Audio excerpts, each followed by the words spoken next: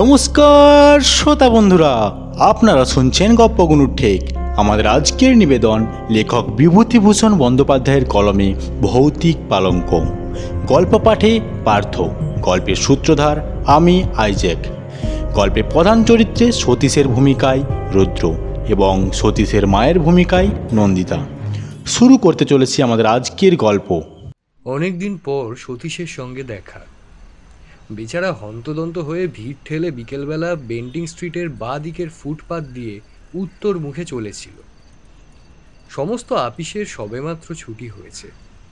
শীতকাল, আধো অন্ধকার আধো আলোয় পথ ছেয়েছিল। ক্লান্ত দেহে ছ্যাঁকড়া গাড়ির মতন ধীরে ধীরে পথ ভেদ করে চলেছিলাম। সহসা সতীশকে দেখে ওর জামাটা চেপে ধরে চিৎকার করে উঠলাম, আরে সতীশ যে! সতীশ সবিস্ময়ে আমার পানে চেয়ে বলে উঠল, খগেন, মাই গড, আমি তোমাকেই খুঁজছিলাম। বললাম, তার প্রমাণ আমাকে ধাক্কা দিয়েই তুমি চলে গেছিলে। আর একটু হলে ভাগ্যিস ডাকলাম। সরি, আমি একটু বিশেষ ব্যস্ত। তা সে বুঝতেই পারছি। তা কোথায় চলেছ শুনি? তোমাকেও আমার সঙ্গে যেতে হবে। বেশি দূর নয়, যাবার পথে সব বলবো। আশ্চর্য! না বললে শুনবো না, জোর করে নিয়ে যাব। ছেলেবেলা থেকেই সতীশকে চিনি। কথা অনুযায়ী সে কাজ করে, আর শরীরে কিছু বল থাকায় প্রায় ক্ষেত্রে সে বল প্রয়োগ করে স্বার্থ সিদ্ধি করতে ভোলে না। অগত্যা তার সঙ্গে যেতে হলো। তার গন্তব্যস্থান খুব নিকটেই ছিল এবং সে তার উদ্দেশ্য খুব সংক্ষেপেই ব্যক্ত করল। সেদিন সকালে খবরের কাগজে বেচা কেনার কলমে একটি বিজ্ঞাপন ছিল। একটি অতি আধুনিক এবং রহস্যজনক চীন দেশীয় খাট অধিক মূল্য দাদাকে বিক্রয় করা হইবে। জগতে ইহা অদ্বিতীয়, সুযোগ হারাইলে অনুশোচনা করিতে হইবে। 2/3 স্ট্রিট। সতীশ তার পকেট থেকে বিজ্ঞাপনটি বার করে বলল, পড়ো। বুঝলাম, তার রহস্যজনক শব্দটার মানে কি? আরে ওইটাই তো আমায় ভাবিয়ে তুলেছে, কোনো হদিশ করে উঠতে পারছি না। সতীশ চলছিল রাস্তার নাম দেখতে দেখতে। হঠাৎ সে লাফিয়ে উঠল, পেয়েছি, এই গলি। সন্ধ্যার স্তিমিত আলোকে সেই গলির পানে তাকিয়ে আমার সারা শরীরে কেন জানি না এক প্রকার শিহরণ জাগে। চীনা পল্লীর চীনা আবহাওয়ায় রহস্যজনক খাট। সতীশের হাতটা ধরে বললাম, এই খাটে কাজ নেই সতীশ, চলো ফিরে যাই। আমার বাঙালি খাট বেঁচে থাকুক। সতীশ প্রবল বেগে এক ঝাঁকানি দিয়ে উঠল। আরে দূর, ভিটু কোথাকার, এত দূর এগিয়ে এসে এখন আর ফেরা যাবে না। গলির মোড়ের ডান পাশে একটা নিম গাছ ভূতের মতন মাথা উঁচু করে দাঁড়িয়েছিল। ওদিকের ডাস্টবিনের মধ্যে থেকে যত সব অখাদ্য কুখাদ্যদের উৎকট গন্ধ ভেসে আসছিল। অন্নপ্রাশনের ভাত যেন ঠিকরে বার হয়ে আসতে চাইল অসহ্য যন্ত্রণায়। নাকে রুমাল চাপা দিয়ে কোনো গতিকে পথ চলতে লাগলাম। একটা দমকা বাতাস বিভ্রান্ত হয়ে আচমকা দক্ষিণ দিক থেকে ভেসে এসে আমাদের শরীরে যেন আছাড় খেয়ে পড়ল।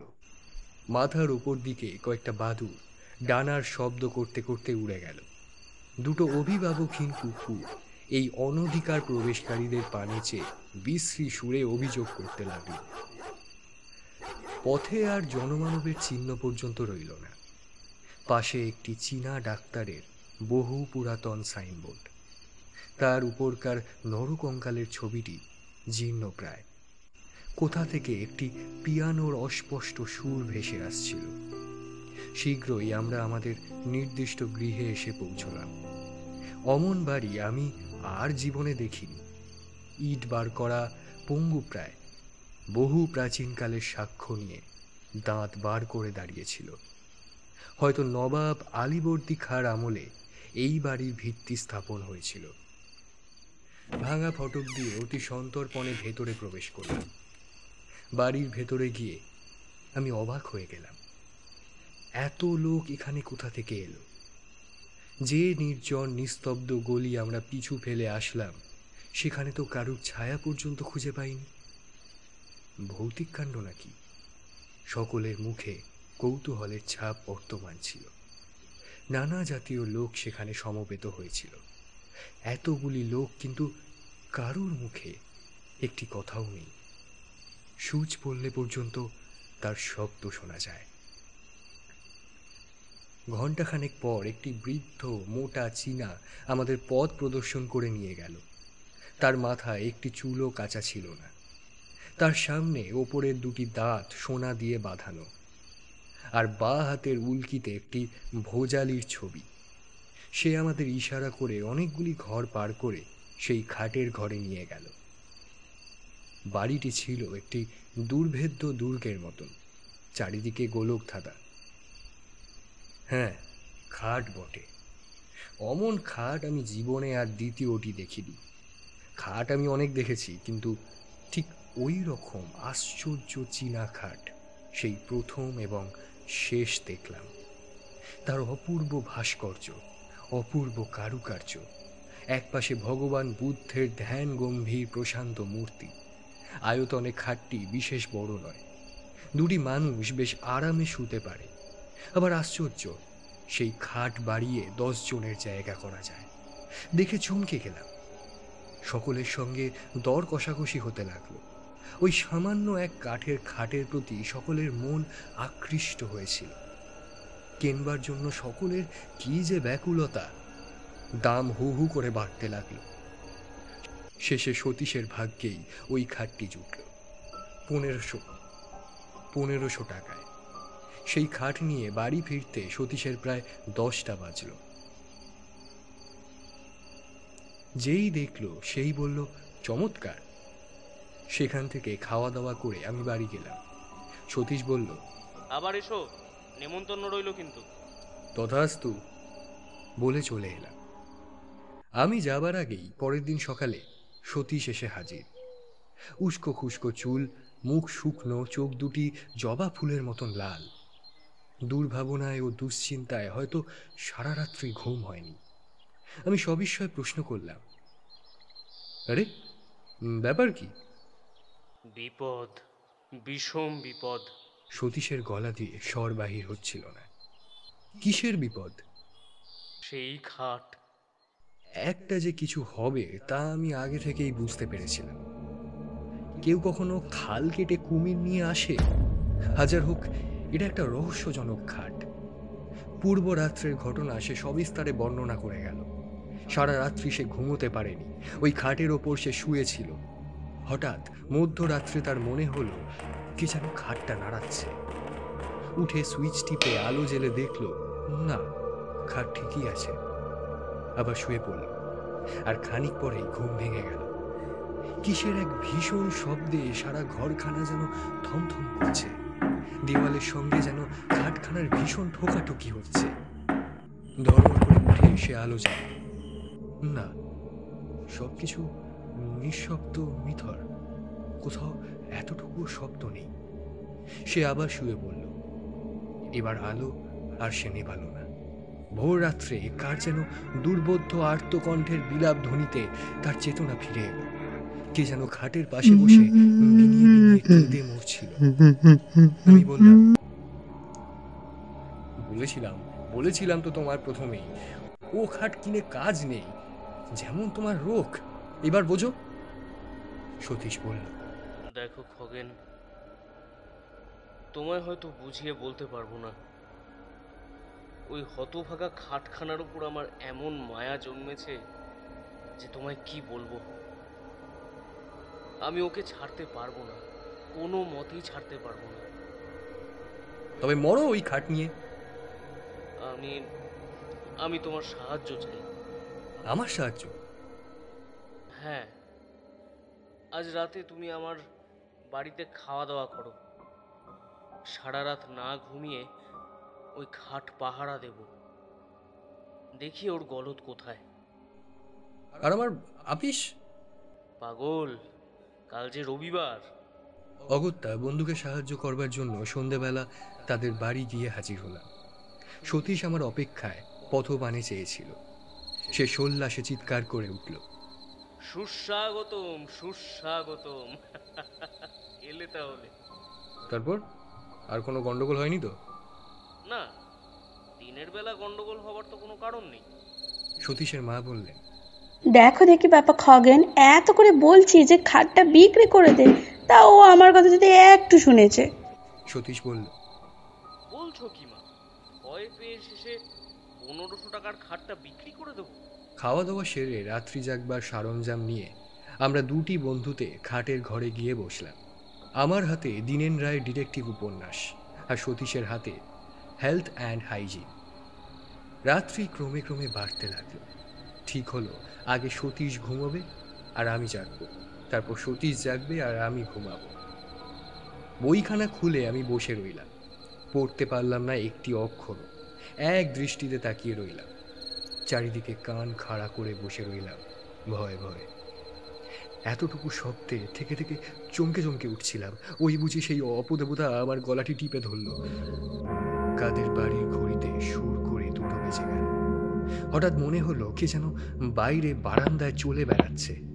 তার পদশব্দ বেশ স্পষ্ট হয়ে উঠল। আমার সারা শরীর দোল দিয়ে উঠল, লোমগুলো খাড়া হয়ে উঠল। হঠাৎ সশব্দে খোলা জানলাটা বন্ধ হয়ে গেল। মুহূর্তে বোধ হলো আমি যেন শূন্যে উঠে গেছি। আমার জ্ঞান লোপ পেয়ে গেছে। আমি মৃত না জীবিত তাও ঘোর সন্দেহের বিষয় হয়ে উঠল। আমি সভয়ে ডেকে উঠলাম, সতীশ, সতীশ! সতীশ ধর্মর করে উঠে বসল। ভয় ও বিস্ময়ে আমার মুখ দিয়ে কোনো কথা বেরোলো না। সতীশ আমার 2 কাঁধে হাত দিয়ে নাড়া দিয়ে ডাকল। আমি আঙুল দিয়ে কপালের ঘাম মুছে বললাম, উফ, যা ভয় পেয়ে গেছিলাম। তা তো বুঝতেই পেরেছি। যাক, আর তোমায় জাগতে হবে না, তুমি ঘুমো, আমি জেগে বসে আছি। না, আমারও ঘুমিয়ে কাজ নেই, আর তাছাড়া ঘুমও আমার হবে না আদেও। তারপর ভীতু আমি ও সতীশ দেওয়ালে ঠেসান দিয়ে বসে রইলাম। আমরা দুজনেই নিঃশব্দে জেগে রইলাম, কেউই একটিও কথা কইল না। আমি খোলা জানলা দিয়ে বাইরের টুকরো আকাশের পানে এক দৃষ্টে তাকিয়ে রইলাম। অসংখ্য তারকা মিট মিট করে জ্বলছিল। বোধ হলো তারা যেন আমাদের বিপদে ফিক ফিক করে হাসছিল। আমরা চুপটি করে বসে আছি, এমন সময় হঠাৎ ইলেকট্রিকের আলো দপ করে নিভে গেল। আমরা সমস্বরে বলে উঠলাম, কে? বোধ হলো কে যেন মেন সুইচ বন্ধ করে দিয়েছে। হঠাৎ এক উৎকট হাসিতে সারা ঘর রি রি করে উঠল। অমন হাসি আমি জীবনে কাউকে হাসতে দেখিনি। হাসি যেন আর শেষ হতে চায় না, সে কি বিকট হাসি! বোধ হলো কে যেন ঠিক দরজার কাছে এসে হেসে খুন হচ্ছে। আমি শিউরে উঠলাম। সতীশ চট করে টর্চটা দরজার উপরে ফেলল। তাতে হিতে বিপরীত হলো। বোধ হলো কে যেন দরজার ঠিক বিপরীত দিকে জানলাটার ধারে বসে আর্ত কণ্ঠে বিনিয়ে বিনিয়ে কেঁদে উঠছে। তার কান্নার কোনো ভাষা খুঁজে পেলাম না, কেবল একটা করুণ সুর সারা ঘর হয়ে ঘুরে ঘুরে মরতে লাগলো। তারপর সেই খাটের ওপর দিয়ে সেই বিলাপ ধ্বনি, আর তার কান্নায় যেন খাটটা ভিজে গেল। সেই অবদ্ধ ভাষায় সকরুণ বিলাপ ধ্বনি চিত্তে এমন এক অজ্ঞাত বেদনার সঞ্চার করল, যার ফলে আমাদের সমস্ত শক্তি যেন ক্রমে ক্রমে লোপ পেতে লাগলো। মনে হলো কে যেন ক্লোরোফর্ম দিয়ে আমাদের অজ্ঞান করে দিচ্ছে। আমরা যেন ধীরে ধীরে অচেতন হয়ে পড়ছি। সতীশের সাহসটা ছিল কিছু বেশি, তাই সে খাটের ওপর টর্চ ফেলে গর্জে উঠল। কিছুই দেখা গেল, কেউ সাড়া দিল না। সহসা সেই খাটখানা ঘরময় দাপাদাপি শুরু করে দিল। মনে হলো অগণিত নরকঙ্কাল যেন তার চারিদিক নৃত্য করে মরছে। তাদের হাড়ের খটখট শব্দে কানের পর্দা ছিঁড়ে যাবার উপক্রম হলো। আমার বুকের ভেতরটা টনটন করতে লাগলো কিসের যেন বেদনায়। বোধ হলো হয়তো বুকখানা ভেঙে চুরমার হয়ে যাবে। একটু একটু করে আমার জ্ঞান হারিয়ে গেল। তারপর কোথা দিয়ে যে কি হয়ে গেল তা ঠিক বুঝতে পারলাম না। বোধ হলো আমি যেন অনেক দূরে এক চীনা বাড়ি গিয়ে হাজির হয়েছি। একটি ছোট ঘরে তখন সেই গভীর রাত্রে টিম টিম করে একটি দ্বীপ জ্বলছিল। ঘরের মেঝের ওপর একটি লোক মুমূর্ষু অবস্থায় পড়ে রয়েছে। একটি ছেঁড়া মাদুরের ওপর তার সেই রোগা পাণ্ডুর মুখখানা দেখে আমার বড় দয়া হলো। রোগে ভুগে ভুগে বেচারা কঙ্কাল সার হয়ে গেছে। তার পাশে বসেছিল তার স্ত্রী হবে বলেই বোধ হলো। চেহারা কিন্তু তার স্বামীর 4 গুণ। একটা মস্ত টুলের ওপর বসে সে ঢুলছিল। তার পাশেই আমাদের এই খাটটা দেখে আমি অবাক হয়ে গেলাম। 7 সমুদ্র 13 নদী পার করে এটাকে কে এখানে নিয়ে এলো? হঠাৎ স্ত্রীলোকটি বিকট এক হাঁ করে হাই তুলল। তারপর দুটো সশব্দ তুড়ি দিয়ে একবার ঘরের চারিদিকে চেয়ে দেখলাম তার স্বামী ইতিমধ্যে উঠে সেই খাটের দিকে এগিয়ে গেছে চুপি চুপি। চকিতে ক্রুদ্ধা বাঘিনীর মতন তার স্ত্রী তাকে জোর করে খাট থেকে নামিয়ে বিছানায় ফেলে দিল। সে ভীষণভাবে গর্জন করতে লাগলো, আর তার স্বামী ব্যাকুলভাবে অনুনয় করতে লাগলো ওই খাটের পানে অঙ্গুলি সংকেত করে। বোধ হয় সে চায় খাটে উঠতে, কিন্তু তার স্ত্রী তাকে কিছুতেই উঠতে দেবে না। উত্তেজনায় কাঁচতে কাঁচতে তার মুখ দিয়ে এক ঝলক রক্ত বেরিয়ে গেল। আমি শিউরে উঠলাম। তারপর লোকটার মাথাটা বিছানায় লুটিয়ে এলো, আর সে উঠল না। তার স্ত্রী তার পাশে বসে বিনিয়ে বিনিয়ে কাঁদতে লাগলো। যখন জ্ঞান ফিরল, দেখলাম ভোরের আলোয় চারিদিক ভরে গেছে।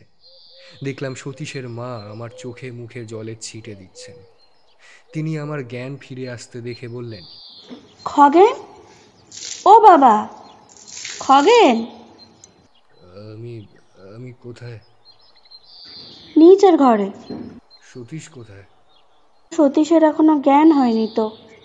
তারপর শুনলাম রাত্রি 4টে নাগাদ আমরা নাকি দুজনে সদর দরজায় এসে মাটিতে পড়ে গো গো করতে থাকি। সতীশের মা বাইরে এসে এই অবস্থা দেখে চিৎকার করে কাঁদতে আরম্ভ করে দেন। পাক্কা 3 ঘন্টা তদারক করার পর আমাদের জ্ঞান হয়। ডাক্তার এসে বলে গেছিল ভয়ের কোনো কারণ নেই, একটা সাডেন শক আর কি। জ্ঞান হলে একটু ব্রোমাইড দিলেই সব ঠিক হয়ে যাবে। সতীশের জ্ঞান হতে সেও সেই আমারই মতন অবিকল উদ্ভট স্বরে কথা বলে গেল। আমি বিস্ময়ে সকলের পানে তাকিয়ে রইলাম। সতীশের মা বললেন, আগেই সর্বনেশের খাট বিদায় করো তো বাবা। খাট বিক্রির একটা বিজ্ঞাপন দেওয়া হলো। পরের দিন বিকেলে অসংখ্য লোকে বাড়ি ছেয়ে গেল। খাটটা বিক্রি হলো, শেষ পর্যন্ত 2000 টাকায়। এক ইহুদি সেটা কিনে নিয়ে গেল। যাক, মাছ থেকে কিছু লাভ হলো। বিক্রি না হলে শেষ পর্যন্ত হয়তো ওটা বিলিয়ে দিতে হতো। এখনো মাঝে মাঝে সেই রহস্যজনক খাটের কথা ভাবি। একবার মনে হয় সেটা এখন কার কাছে সেটা খোঁজ করি। এই অতৃপ্ত আত্মা যাকে তার দুর্দান্ত স্ত্রী কোনো ক্রমেই ব্যাধির ভয় খাটের ওপর জীবিত অবস্থায় শুতে দেয়নি, সে কি আজ তৃপ্ত হয়েছে, নাকি এখনো সে ওই খাটের পেছনে প্রতি রাত্রে ঘুরে ঘুরে মরে, কাউকে ওর ওপর শুতে দেবে না বলে?